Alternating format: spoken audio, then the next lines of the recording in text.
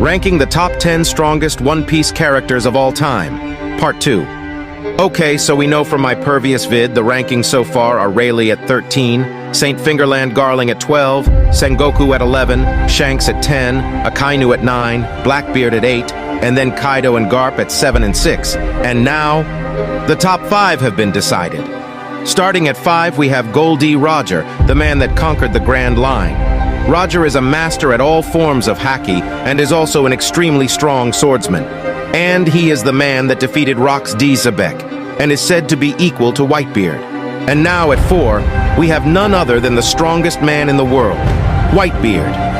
Whitebeard is the user of the most destructive devil fruit in the verse, and he is also a user of all 3 forms of haki and can use them at a very high level. Whitebeard was also stated to be able to destroy the planet by Oda himself. Then at 3, we have the strongest swordsman of all time, and that is Mihawk. I know many are going to say I'm crazy to have Mihawk in the top 3 of all time, but it's true. Mihawk has the strongest armament haki in the verse and has the strongest weapon. He is also one out of the 2 people to ever make a blade permanently black.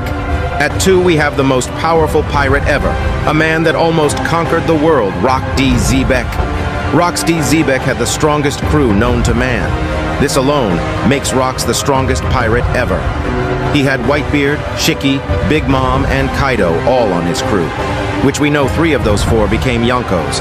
Also, we know that it took Prime Garp and Prime Roger to defeat him. He is the only man in history to ever rival Imu, who is the strongest character in the verse.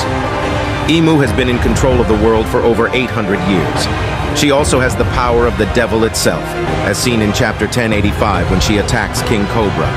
And she controls the 5 elders and St. Fingerland Garling, who we know are all very powerful.